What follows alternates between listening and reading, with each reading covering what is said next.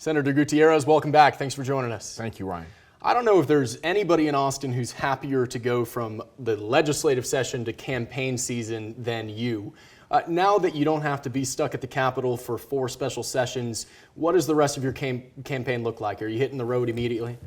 Well, Ryan, we've been doing it. I mean, we have been in the session, as you know. We've been campaigning around Austin, around San Antonio, so that we don't abrogate our responsibilities to the legislature. But we're going to keep doing it, and we're going to keep working hard, talking to people about the issues that matter most to them. Certainly kitchen table politics are key to most Texans, but certainly it's gun violence, one of the number one issues right now facing us as a nation. We just saw what happened here in Austin. I lived it all in Uvalde. We must create some change here, and that's why I'm running for the United States Senate. You know, the details are still coming in about the tragedy we saw with 6 people killed just this week in both San Antonio and in Austin. But what do you make of the circumstances, and what in your mind should have been done to prevent this man from committing the violence he did? Well, you know, it's easy to play Monday morning quarterback, but here's what we can do as a state, and here's what we can do at the federal level. We need to have extreme risk protective orders. When you have someone that's mentally ill like that person and someone says something and they say they have access to guns, then law enforcement can do something about it through a judicial order. We need to have universal background checks so that people that are mentally ill don't have access to these types of weapons. And certainly, maybe not in this case, but we need an age limit increase to 21. At the national level, I am the only candidate that's talking about an assault weapons ban because we need one. Listen, I am a gun owner. I believe in the Second Amendment, but no one needs an AR-15 to go off and do these atrocities that are happening across the nation. Our children simply are not safe any longer. Public opinion is pretty clear about many of the gun control reforms that you speak of. They are mostly popular both in Texas and around the country. Not so much in Washington, D.C., though. Specifically in the Senate, what is the practical political path forward in order to garnering enough support for a raise the age provision or any of those reforms? We need to break the filibuster in the United States Senate. Let's be very clear. This is a procedural rule. We need to get Chuck Schumer and others up there to understand that what's important are our children's lives.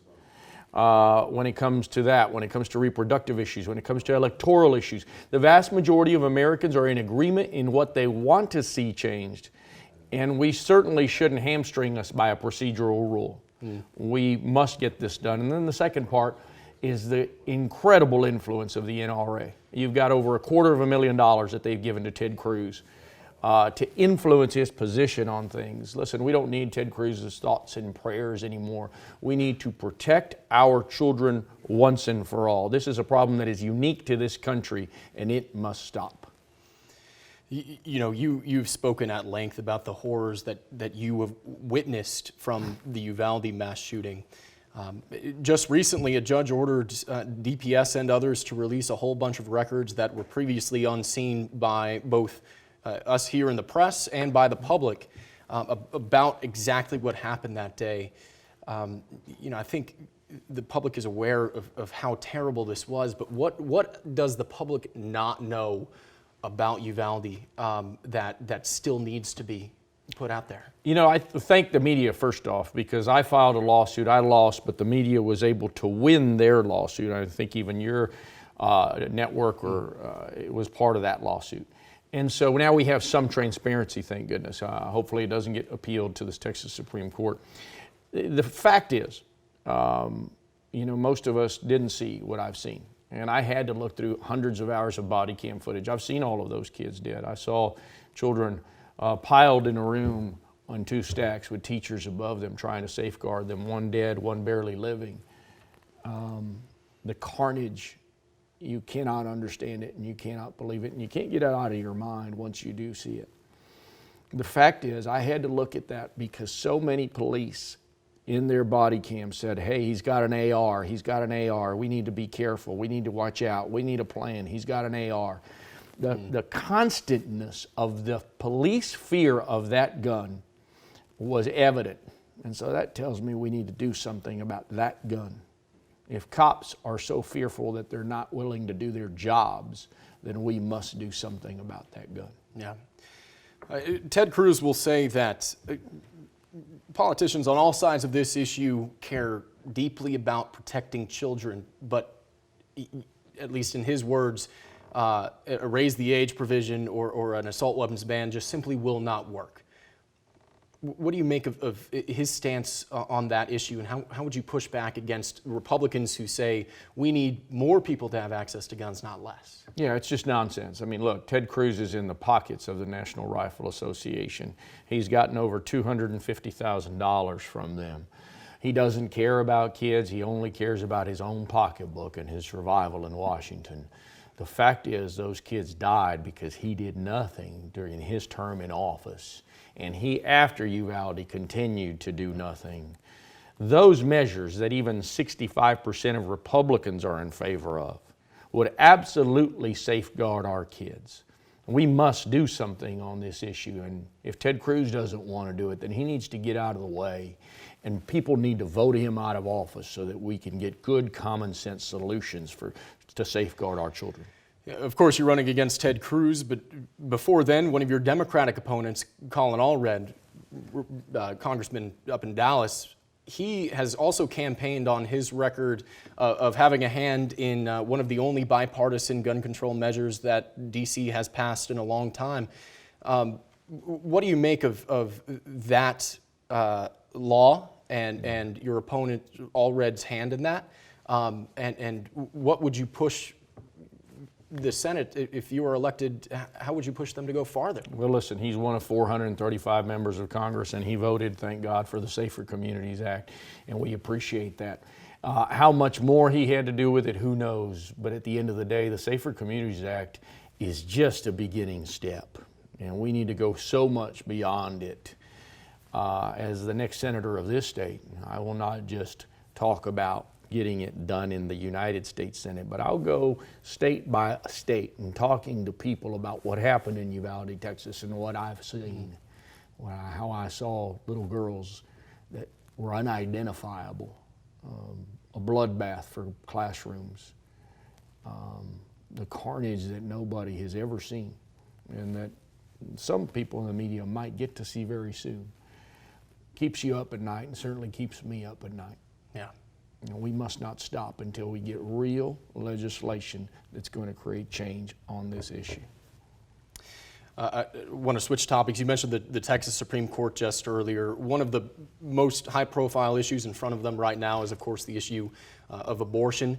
20 women have asked the Supreme Court to clarify Texas's medical exception in our abortion ban, claiming that they were near death because of pregnancy complications that they say the law prevented their doctors from treating.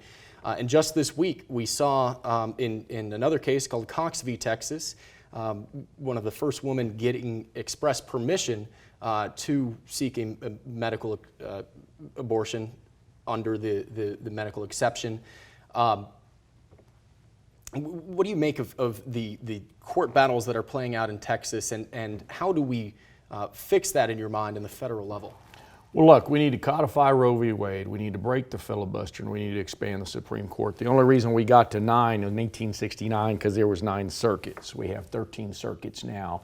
We need a court that's not bought and paid for. We need a court with real ethics governed by the legislative process, not by them, because we've clearly seen what's happened over the course of the last several months and years with the Supreme Court on that issue.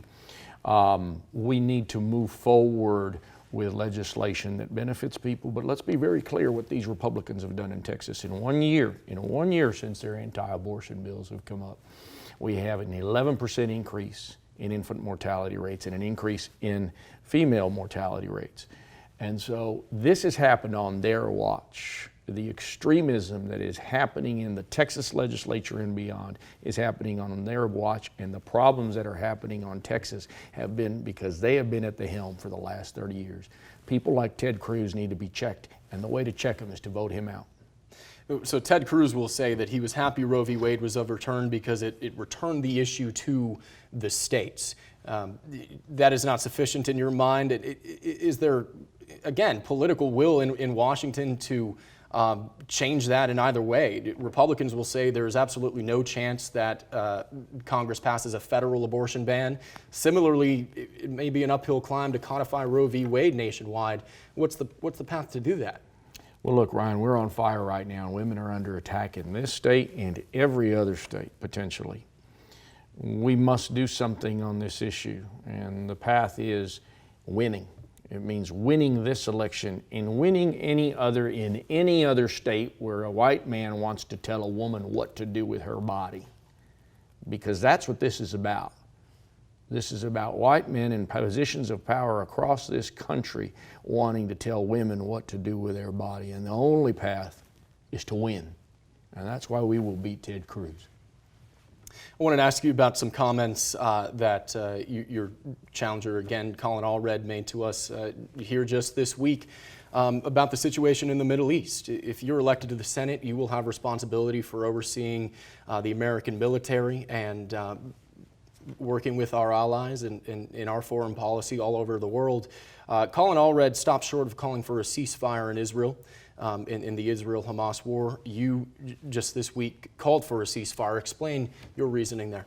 Yeah, I thought the congressman's answer was pretty not well developed and not really seeing the future of what's truly happening out in the Middle East. These are very complex issues. At the end of the day, the Israelis have killed over 16,000 people, a lot of women and children. They're bombing Gaza with impunity. Let's be very clear for people that don't know. Gaza is a 25-mile long strip of land that's maybe 6 miles wide. It's half the size of Austin with 2 million people crammed into it.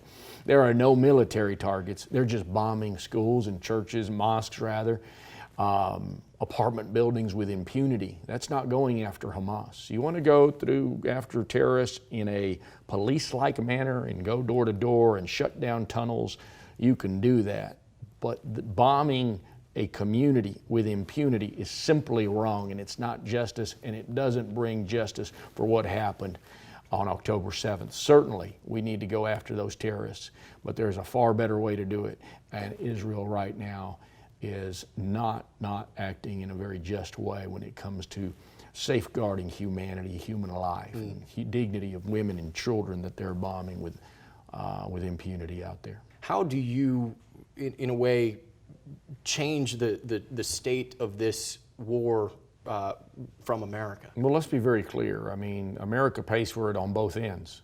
We pay for it on the resources that we give to countries like Israel on the front end, whether it's arms, whether it's money. And we pay for it on the back end when we have to go back and lift up the community that Israel just bombed when this is all over with. And so none of it makes any sense. You know, if I have to choose, I'm not choosing between Israel or Palestine, I'm choosing peace. And I think that that's to the benefit of the American people. Certainly we need to condition aid, certainly we need to do things, but at the whole, the person that's running for the United States Senate in Texas needs to, at least the Democrat that just came out on your show, Colin Allred, needs to take back his position on this issue, because we need to stop the killing of women and children. That's not who we are as a nation. I've seen that in Uvalde. I've seen kids dead, and we've seen images of hundreds of kids dead in Gaza. This is not country to country. Gaza is not a separate country, and it shouldn't be treated as such. These are criminals. Go find them. Go prosecute them and bring them in. You don't get to bomb communities and shell the hell out of them just because you think you can. The Texas Democratic Party unanimously called for a ceasefire just last week, I believe. Allred's position was a step that drew some contrast between him and you know, the official party apparatus from which he's trying to win their blessing to take on Ted Cruz. What do you think that says about his conformity with Texas Democrats? Well, I think he's out of touch. He also put out a press release right before this conflict began, supporting Donald Trump's border wall. The fact is, walls don't work on the border. He must call for a ceasefire like most Democrats want. I think he's out of touch with reality here.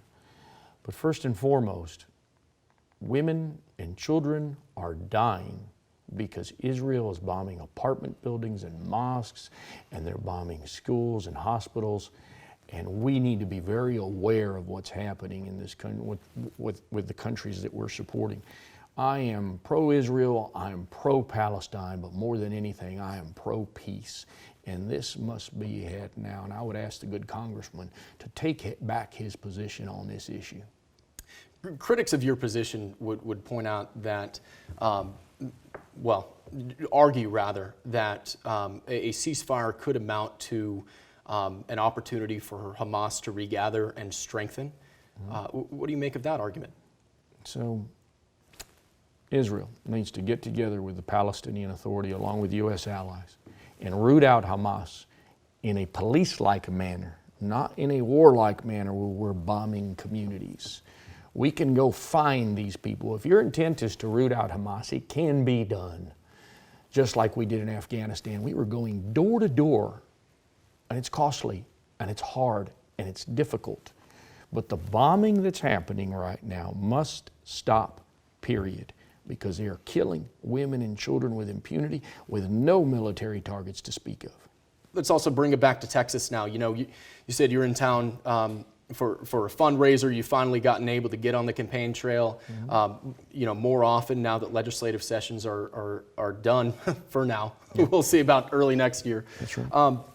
But, what do you say to Texans who hear what you're saying now and say, man, I agree with him. I'd really like to support him. I just don't know if he has the resources to take on Ted Cruz in this very big, very expensive state. Clearly, the elephant in the room is Congressman Allred is the best funded candidate, at least so far. What is the path forward to making sure that you can compete with a very well-funded Republican in a very expensive state? Well, as you know, we started late. We had that moratorium that kept us from jumping out ahead, and we're doing just fine on the money, and we're going to stay out there and we're communicating our message. We can always do better. People could go to RolandForTexas.com and go ahead and contribute to us. We've got a message that's resonating with people, and we're working real hard to that end. But on the whole, as we go forward against Ted Cruz, people need to understand that the big fundraiser here isn't Colin Allred or anybody else. The big fundraiser is Ted Cruz. He is universally hated. And he's universally hated because he has hurt the interest of all Texans, Republicans and Democrats, when he voted against the Bipartisan Infrastructure Act, when he voted against the Inflation Reduction Act, I call it the insulin bill, voted against the jobs bill, voted against things that are good for all of us, Republicans and Democrats.